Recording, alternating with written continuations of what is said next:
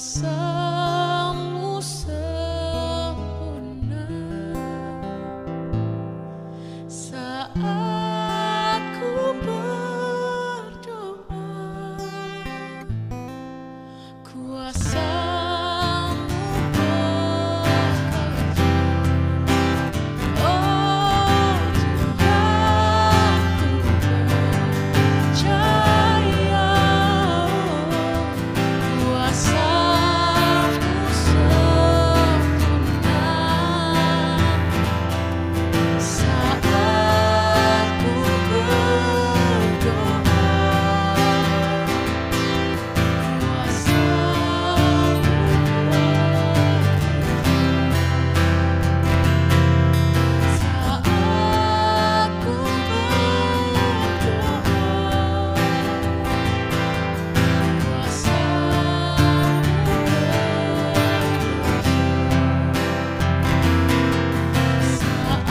saat ku berdoa. Kuasa-Mu bekerja.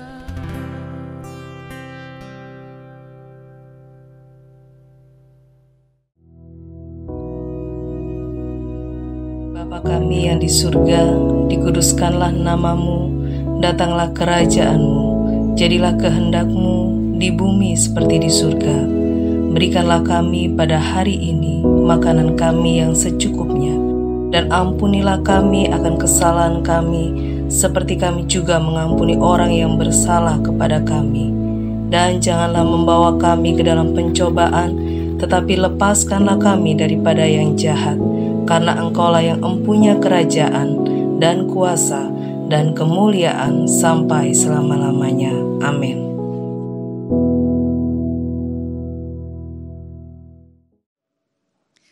Shalom saudara.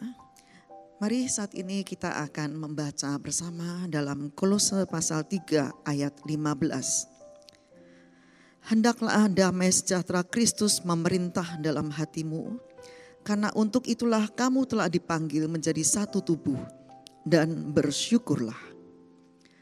Kata damai sejahtera dalam ayat ini ditulis dari bahasa aslinya yaitu erin, yang artinya kedamaian, ketenangan, kemakmuran, dan kebahagiaan. Dalam Yohanes pasal 14 ayat 27 dikatakan, damai sejahtera ku tinggalkan bagimu, damai sejahtera ku berikan kepadamu, dan apa yang kuberikan tidak seperti yang diberikan oleh dunia kepadamu. Janganlah gelisah dan gentar hatimu. Yesus sebagai Raja Damai, Dia telah memberikan damai sejahteranya bagi orang yang percaya kepadanya. Dan damai sejahtera yang diberikan oleh Yesus ini adalah damai sejahtera yang bersifat kekal, tidak bisa dirampas, dan tidak bisa dipengaruhi oleh situasi dan kondisi yang ada di sekitarnya. Jadi damai sejahtera Allah ini adalah damai sejahtera yang mengatasi segala situasi dan kondisi. Kalau kita kembali pada kitab Kolose pasal 3 ayat 15 tadi, kata memerintah di sana saudara dari bahasa aslinya brabiu yang artinya menguasai, mengarahkan, mengontrol. Kata brabiu ini digunakan dalam sebuah pertandingan atletik, yaitu yang menunjuk pada wasit yang memimpin atau menentukan pemenangan dari sebuah pertandingan saudara. Dalam hal ini Rasul Paulus hendak menyatakan bahwa orang percaya yang memberi kesempatan pada damai sejahtera Allah untuk memerintah dalam hatinya, dia mempunyai seorang wasit yang memelihara ketertiban atau keselarasan dalam kehidupan.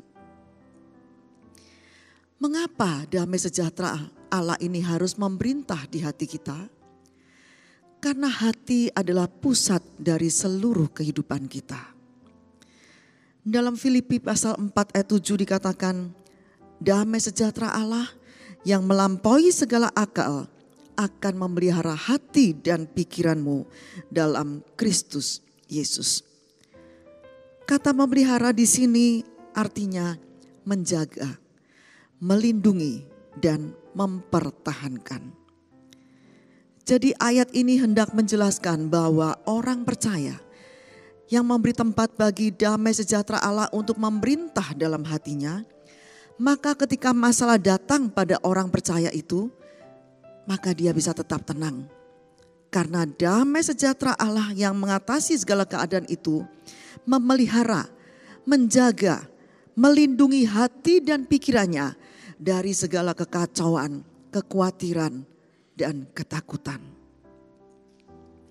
Damai sejahtera Allah itu mempertahankan agar hati dan pikirannya itu tetap merasa damai. Nah saudara, hal ini tidak bisa diterima oleh akal dan pikiran manusia. Karena menurut akal dan pikiran manusia, kalau seseorang ditimpa masalah atau seseorang menghadapi masalah, maka pasti hatinya akan merasa khawatir, takut, kacau dan sebagainya. Tetapi dikatakan bahwa damai sejahtera Allah ini melampaui segala akal dan pikiran manusia.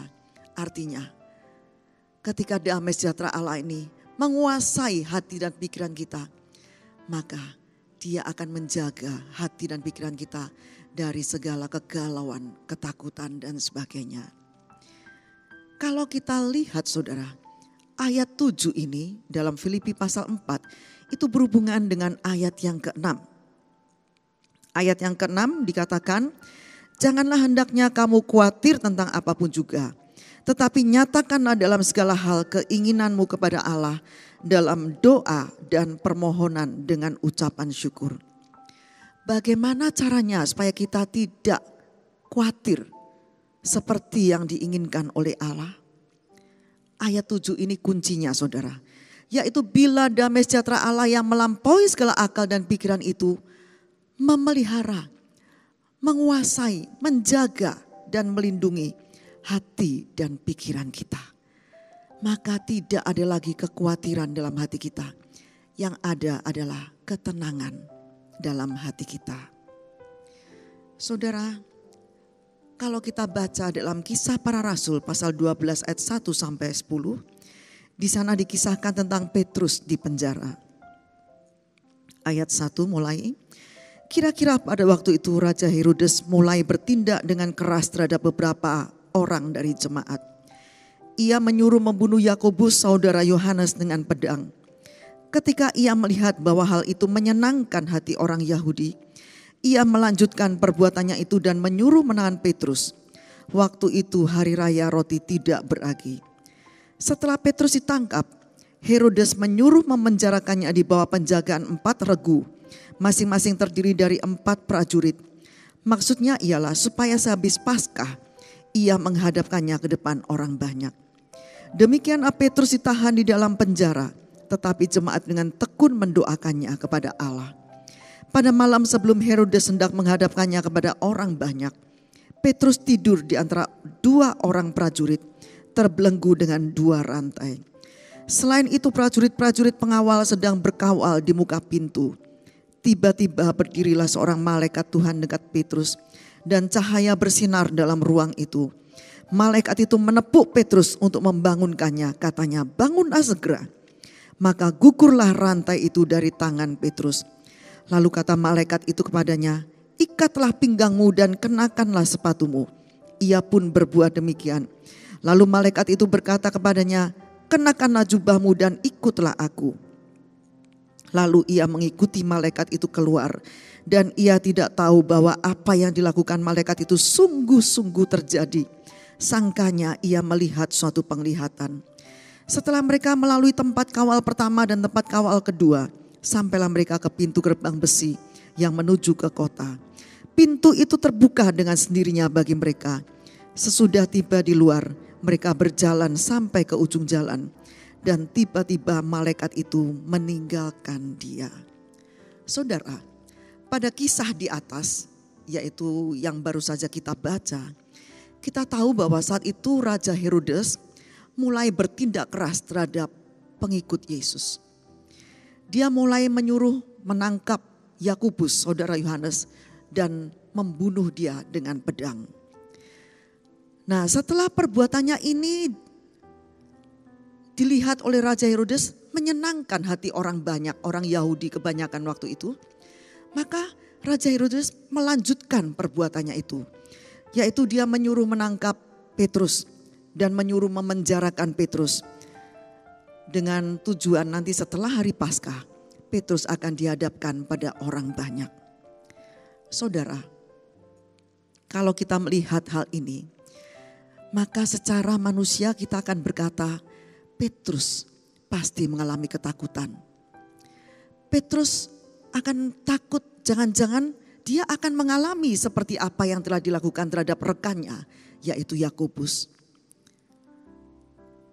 Hal ini bisa saja terjadi karena Raja Herodes ini lagi ingin mengambil hati rakyatnya, saudara. Dia lagi ingin menyenangkan hati orang Yahudi waktu itu.